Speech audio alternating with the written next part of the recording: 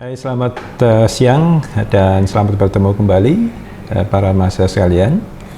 Kita sekarang akan berbicara tentang bagaimana peran dari public management di dalam mempengaruhi proses kesejarahan tumbuhnya satu bangsa dan kemampuan mereka di dalam mengatasi persoalan-persoalan yang ada di dalam penyelenggaraan negara, dan juga bagaimana trajektori suatu negara itu bisa berbeda dengan negara yang lain akibat dari perbedaan dalam cara mereka mengelola negaranya. Di satu sisi mungkin barangkali ada negara-negara yang mengelola negaranya dengan cara yang kurang baik dan menghasilkan hasil yang tidak baik juga. Pada sisi yang lain, kita juga bisa belajar tentang adanya satu negara yang barangkali memiliki keterbatasan secara sumber daya alam dan seterusnya, tapi mengelola negara dengan sebaik-baiknya dan kemudian juga pada akhirnya bisa menghasilkan satu keadaan kesejahteraan atau tingkat kesejahteraan bagi rakyatnya yang begitu tinggi. Mari kita ikuti bersama. Di tahun 2003, seorang peneliti di bidang kebijakan publik pernah membuat satu artikel yang membandingkan tentang negara yang kaya dan negara yang miskin, dengan men-tracking bagaimana suatu negara yang kaya itu bisa mendapatkan satu keadaan seperti yang sekarang ini mereka nikmati. Dan juga pada sisi yang lain, si peneliti ini juga melakukan kajian terhadap negara yang masih terbelakang atau miskin dan mengidentifikasi mengapa negara itu mengalami persoalan yang seperti sekarang mereka alami dan tidak memiliki kemampuan untuk mengatasi berbagai macam persoalan yang dihadapi oleh negara tersebut. Jadi pada tahun 2003 seorang peneliti bernama Verlin itu membuat satu kajian tersebut dan menyimpulkan bahwa kemajuan atau tidak majunya satu negara itu ditentukan oleh manajemen negara yang efektif dan efisien, seperti yang ditunjukkan oleh negara seperti Singapura, Hong Kong, Korea Selatan, dan Taiwan. Negara-negara ini adalah negara-negara yang di 22 atau 3 dekade yang lalu itu masih tergolong negara yang miskin, tetapi kemudian mereka bisa merubah nasib mereka menjadi suatu negara yang cukup memiliki kemakmuran yang tinggi, diakibatkan oleh karenanya kemampuan dari penyelenggara negara atau pemerintahnya untuk mengeksersis tata kelola atau manajemen negara yang efektif dan efisien. Dan sebaliknya, ada negara-negara yang di dalam beberapa aspek mungkin memiliki keunggulan-keunggulan tertentu, akan tetapi mereka itu gagal di dalam mewujudkan kesejahteraan sosial bagi rakyatnya. Dan Verlin menyimpulkan bahwa kemajuan atau kesejahteraan dari satu negara itu tidak ditentukan oleh variabel seperti extensive natural and human resources, ya, tidak ditentukan oleh seberapa banyak negara itu memiliki sumber daya alam dan manusia. Ada negara-negara yang memiliki sumber daya alam sangat banyak, beragam, dan juga SDM yang melimpah, akan tetapi mereka tidak juga bisa mendapatkan kemajuan sebagaimana negara-negara yang lain. Verlin mencontohkan ini adalah seperti negara Angola dan Kongo, dua negara yang secara sumber daya alam itu dikaruniai dengan berbagai macam jenis tambang yang mahal, tetapi setelah sampai sekarang mereka tidak bisa juga mewujudkan kesejahteraan bagi rakyatnya. Kemudian kemajuan suatu negara itu juga tidak ditentukan adanya foreign aid yang berlimpah atau bantuan luar negeri yang banyak. Ya, Verlin mencontohkan itu seperti misalnya adalah Mesir dan Tanzania, dua negara yang selama beberapa dekade itu senantiasa mendapatkan support bantuan luar negeri yang sangat tinggi dari berbagai macam negara dan donor internasional, tapi toh Mesir dan Tanzania itu sampai tahun 2021 ini belum bisa juga mencapai GDP per kapita yang wajar atau layak bagi tingkat kesejahteraan untuk disebut sebagai negara maju. Ya. Lalu kemudian kemajuan atau kemakmuran satu negara itu juga tidak ditentukan oleh lama berdirinya negara tersebut. Banyak negara yang secara histori itu sudah berdiri ribuan tahun yang lalu dan mereka memiliki tradisi yang terus-menerus mereka bangun sejak bahkan ribuan tahun yang lalu, tapi toh sampai sekarang negara tersebut tidak bisa juga dikategorikan sebagai negara yang maju. Contohnya itu adalah Yunani.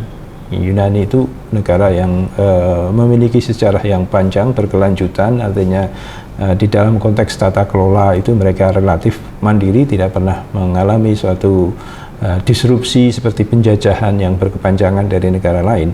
Tapi toh negara Yunani ini tidak bisa juga kita kategorikan sebagai negara yang sudah maju.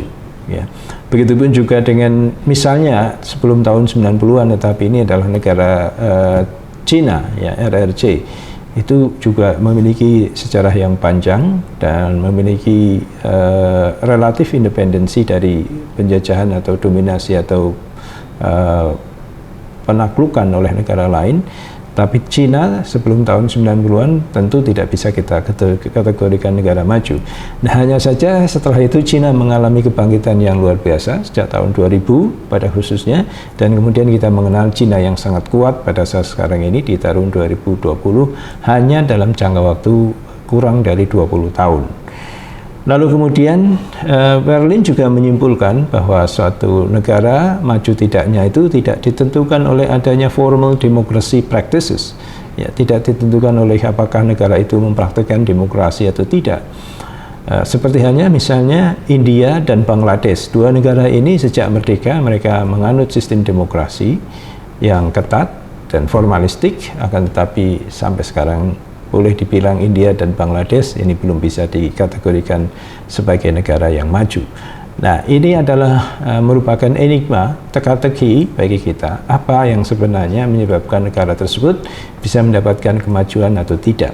Nah, Berlin menyimpulkan bahwa kemajuan dan tidaknya suatu negara itu ditentukan oleh seberapa efektif dan efisien negara itu di dalam melakukan pengelolaan atau manajemen publiknya. Kita bisa membandingkan dua negara yang memiliki kesamaan-kesamaan di dalam konteks histori maupun juga di dalam konteks kapasitas dan barangkali luas wilayah secara apple to apple.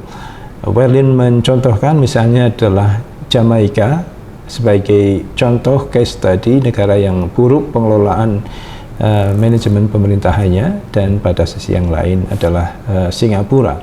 Dua negara ini adalah merupakan sama-sama negara kepulauan yang luas wilayahnya relatif sama, berbagai negara pulau yang kecil, ya. Akan tetapi Jamaika dan Singapura itu memiliki nasib yang jauh berbeda.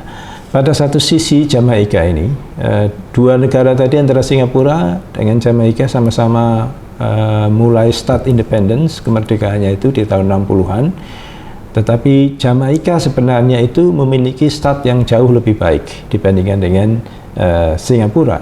Jamaika ini merdeka dari Inggris, ya, pada tahun 60, ya. Kemudian Berlin itu memberikan gambaran di tahun 64 Jamaika kondisinya jauh lebih baik daripada Singapura, dalam arti banyak orang pada saat itu memperkirakan bahwa Jamaika itu akan bisa menjadi satu negara yang cepat mendapatkan kemakmuran di kemudian hari. Akan tetapi kenyataannya tidak demikian, ya. Kenapa para ahli itu dulu sangat optimistik terhadap nasib Jamaika? Karena kenyataannya pada saat awal kemerdekaan, ya, keadaan di Jamaika itu sangat menjanjikan dari sisi data-data yang ada. Misalnya pada saat itu penduduk Jamaika hanya 1,6 juta orang, ya, tetapi mereka itu memiliki kekayaan tambang, boksit dan aluminium yang cukup banyak depositnya, sehingga diperkirakan kalau katakanlah hasil dari boksit dan aluminium itu di kapitalisasi, itu bisa mendongkrak kemakmuran 1,6 juta penduduknya secara signifikan, ya. Kemudian Jamaika itu juga memiliki kapasitas perdagangan ekspor di bidang agriculture, gula, pisang, citrus, dan juga coconut atau kelapa yang sangat melimpah. Ya. Lalu kemudian pada sisi lain juga dikaruniai oleh keadaan atau situasi yang cukup indah negara tersebut, menjanjikan, dan mendatangkan lebih dari 2,8 juta turis per tahun pada saat mereka di awal kemerdekaan itu. Kemudian juga yang tidak kalah penting, dari sisi SDM, 60% penduduknya itu bisa berbahasa Inggris dengan lancar, karena dulu Jamaika itu dijajah oleh Inggris, dan Inggris menerapkan pembelajaran menggunakan bahasa Inggris sebagai satu-satunya metode pembelajaran di sekolah. Dan GNP per kapita Jamaika pada saat itu sudah mencapai 400 US dollar per tahun, dan mendapatkan warisan pertumbuhan ekonomi sebanyak 4% dari penjajahan Inggris. Nah, dari data-data ini sesungguhnya Jamaika memiliki prospek yang sangat baik di kemudian hari. Nah, sayangnya ketika dipotret oleh Berlin dan juga data-data yang lain yang merujuk kepada sekian dekade setelah itu, di tahun 2004-2005 misalnya, Jamaika ini penduduknya berkembang menjadi 2,85 juta orang penduduk. Ya. Nah, 35% diantaranya itu masih memiliki status yang miskin, bahkan sepertiga dari penduduk tersebut tidak bisa mendapatkan pendidikan hanya sekedar lulus SMA saja, tidak, karena sepertiganya itu bahkan drop out sejak SMP.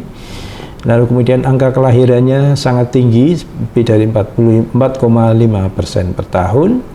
40% penduduknya itu unemployed, ya, artinya mereka menganggur, sehingga kemudian kekerasan, kriminalitas, dan seterusnya itu menjadi sangat tinggi akibat pengangguran yang tinggi itu. Kemudian hutang luar negeri juga sangat mencekik, lebih dari 1,3 miliar US dollar, dan bahkan di blacklist oleh World Bank tahun 95. Artinya Jamaika tidak bisa lagi berhutang kepada World Bank pada saat itu. Dan kemudian rata-rata pertumbuhan ekonominya selama 30 tahun itu hanya 0,8%, ini sangat rendah sekali. Dan kemudian GNP per kapitanya berkembang menjadi 1,750 US dollar selama 30 tahun itu. Nah, ini menunjukkan bahwa Jamaika di dalam proses pelaksanaan penyelenggaraan pemerintahan dan pembangunannya tidak bisa mewujudkan suatu situasi yang prosper dan tidak mampu untuk memberikan, ya, kesejahteraan bagi warga negaranya. Nah, mengapakah Jamaika bisa mengalami nasib sedrastis itu?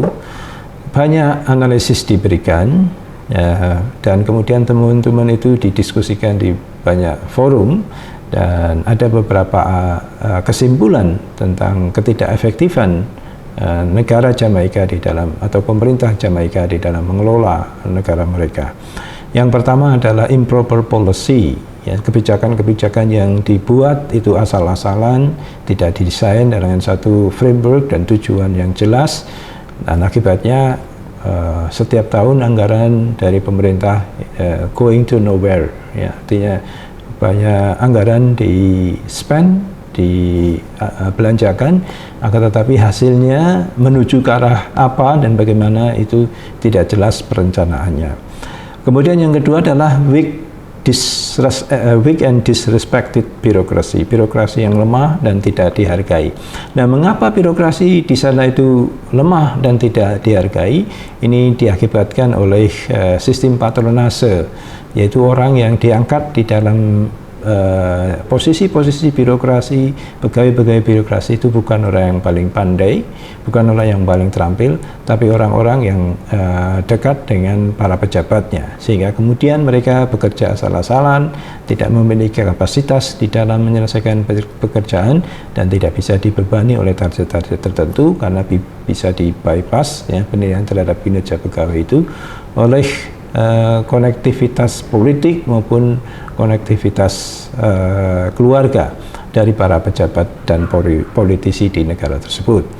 Kemudian yang ketiga adalah inadequate supervision, pengawasan yang tidak cukup. Nah, ini akibat tadi karena perekrutmen birokrasi itu berdasarkan kepada patronase hubungan individu para pejabatnya, maka mereka tidak mampu untuk sekedar mengawasi atau menuntut ya para pegawai birokrasi itu bekerja sesuai dengan target yang diharapkan. Ya, mereka ketika menjadi pegawai barangkali mereka diangkat karena dasar kekerabatan maupun juga karena mereka mungkin menyogok untuk mendapatkan pekerjaan tersebut. Kemudian yang keempat adalah illegitimate law and regulation, tidak adanya atau lemahnya legitimasi hukum dan peraturan. Ya, tentu saja ini juga karena orang-orang yang kompeten justru tidak direkrut dalam jabatan-jabatan pemerintahan dan birokrasi. Yang direkrut itu hanya mereka yang pandai menjilat, pandai untuk memberikan suap kepada atasannya dan seterusnya. Maka ketika membuat peraturan itu peraturan seringkali salah, ya, direvisi, salah, direvisi, dan tentu saja peraturan yang demikian itu bisa jadi bertentangan dengan peraturan-peraturan yang lain, sulit untuk dilaksanakan dan pada akhirnya tidak dihargai, tidak menjadi pedoman hidup bagi warga negara yang ada di negara tersebut. Kemudian yang selanjutnya adalah lack of independent spheres of power, kurangnya distribusi kekuasaan, artinya kekuasaan hanya dibatasi atau dimiliki oleh segelintir elit, tidak di-share kepada kelompok-kelompok lain dan masyarakat dalam pengambilan keputusan, dan tentu saja hal yang seperti itu mendiscourage adanya partisipasi. Orang menjadi malas untuk ikut serta di dalam membenahi negara karena menganggap itu tidak penting atau tidak bermanfaat, ya, sia-sia, lalu akibatnya tidak ada kesatuan, kemauan dari warga negara untuk terlibat di dalam proses penyelenggaraan negara yang baik. Dan kemudian yang terakhir, persoalan yang dihadapi oleh Jamaika itu juga berkaitan dengan adanya violence and paramilitary politics, yaitu penggunaan kekerasan dan paramiliter di dalam politik. Masing-masing kelompok elit dan partai di sana itu memiliki milisi, ya, memiliki paramiliter, ya, kaum sipil yang dipersenjatai, lalu mereka bertindak seperti pasukan perang yang berhadapan-hadapan satu sama lain, saling mengintimidasi dan menggunakan kekerasan atau melakukan destruksi yang merusak kepentingan-kepentingan kelompok yang bertentangan. Dan ini menyebabkan tentu saja situasi yang chaos, situasi yang tidak terkendali, dan juga insecurity, ketidakamanan bagi orang untuk melakukan aktivitas, melakukan bisnis, melakukan kehidupan sehari-hari yang nyaman, dan tentu itu sangat menghambat di dalam proses-proses pembangunan secara keseluruhan. Nah, itu adalah pengalaman buruk yang dialami oleh Jamaika sehingga mereka kondisinya menjadi semakin hari tidak menjadi semakin baik kehidupan rakyat mereka. Nah, ini bisa dicontohkan dengan kondisi residential area di Jamaika sampai tahun 2021 sekarang ini pun masih banyak contoh pemukiman rakyat Jamaika yang seperti di gambar ini, ya. Mereka tidak memiliki rumah yang memadai untuk hidup secara layak, ya, tidak memiliki sistem air bersih atau juga sanitasi, lalu pengelolaan limbah bersama dan seterusnya, lalu lintas lingkungan yang baik, sehingga kemudian rakyat Jamaika banyak menderita karena ketidakmampuan pemerintah mereka di dalam mengorganisir, ya, penyelenggaraan negara yang baik itu. Nah, sekarang di kasus yang kedua adalah contoh yang diangkat oleh banyak ahli yang merupakan kebalikan dari situasi yang ada di negara Jamaika, yaitu Singapura. Singapura ini adalah juga negara kecil seperti juga Jamaika, kepulauan negara pulau kecil yang berada di ujung semenanjung Malaya, dan kemudian Singapura ini juga memiliki awal kemerdekaan yang sama dengan Jamaika, yaitu Singapura merdeka tahun 65, dan sesungguhnya Singapura itu memiliki nasib yang jauh lebih buruk dibandingkan dengan awal kemerdekaan Jamaika. Pada saat awal kemerdekaan itu, populasi Singapura itu sekitar 1,95 juta orang, jadi cukup banyak sebenarnya dan sudah cukup kredit negara kecil itu. Dan keadaan wilayahnya itu digambarkan sebagai Sam Nolan Swampy Fishing Fish. Jadi fishing pond, fishing tempat di mana ikan itu beternak atau beranak di situ, karena Singapura keadaannya itu seperti rawa-rawa, banyak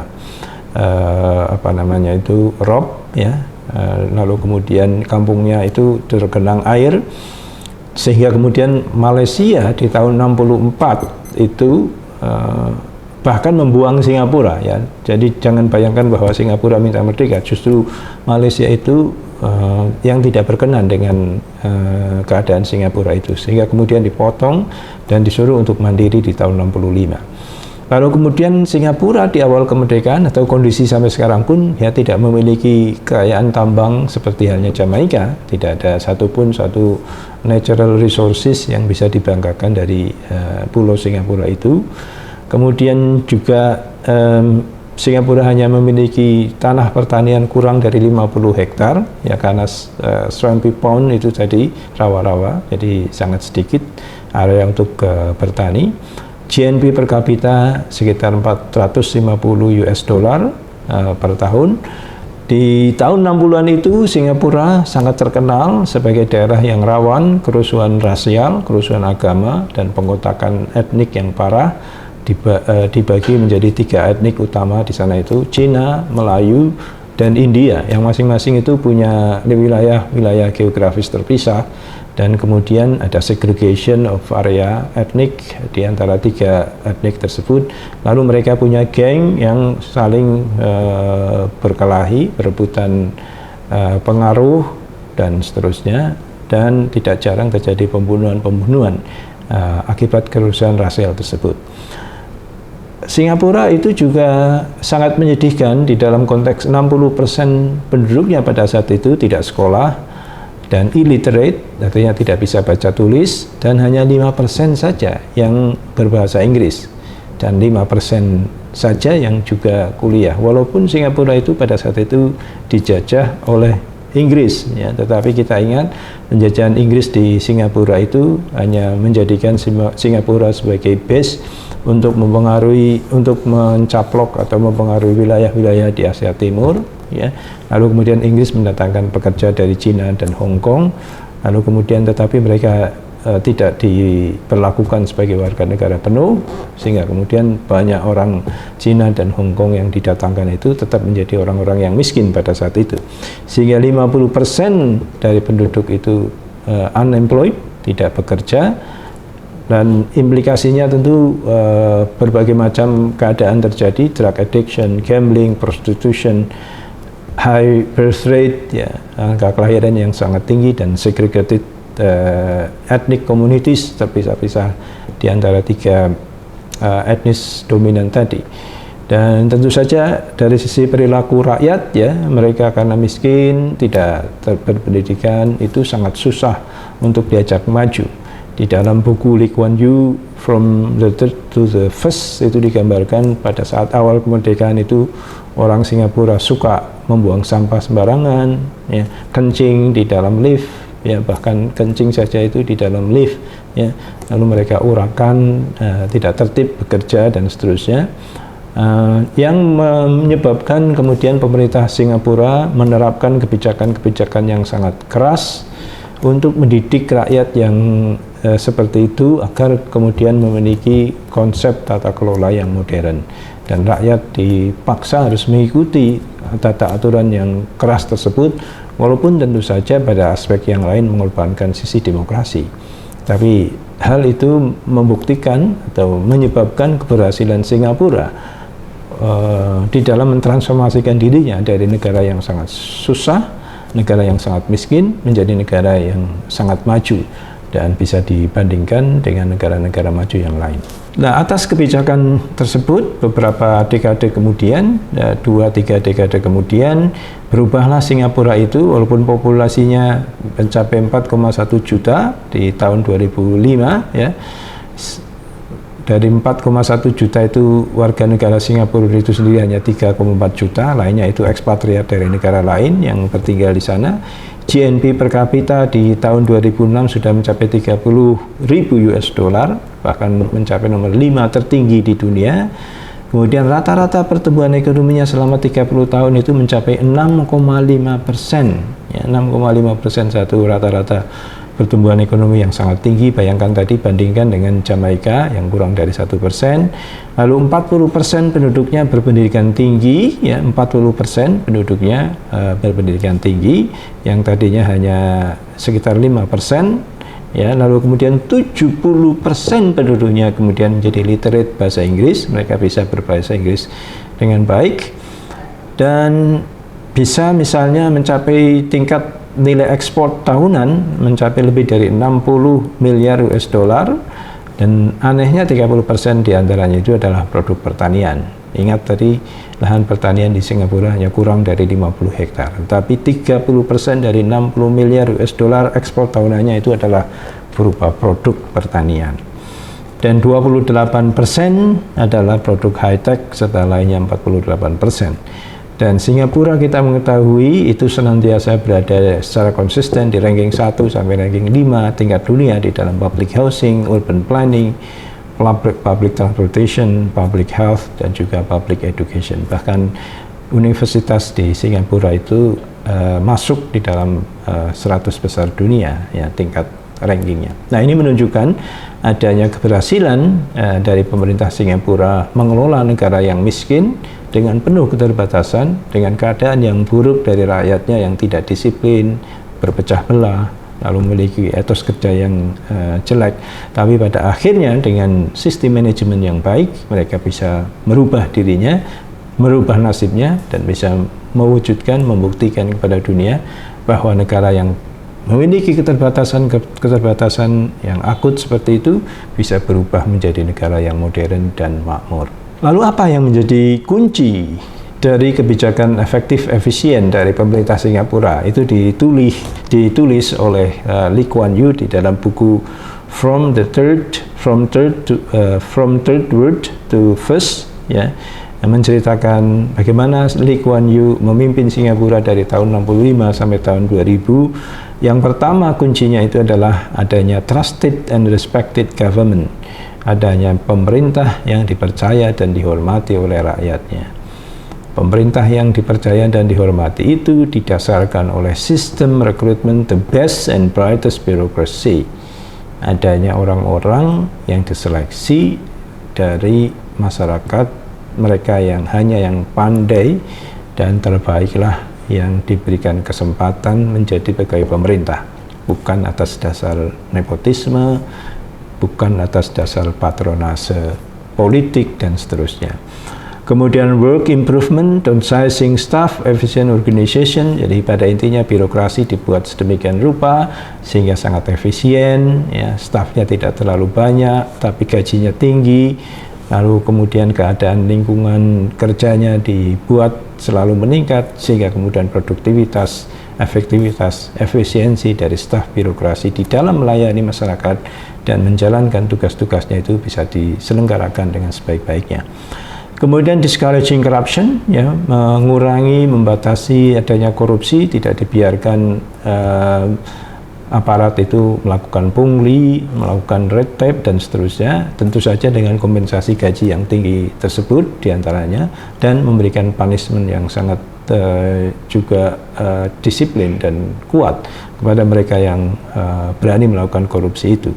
Lalu kemudian long term policy based on reliable researches, kebijakan-kebijakan yang dibuat oleh pemerintah itu didasarkan oleh kebijakan jangka panjang yang didasarkan oleh penelitian-penelitian yang reliable.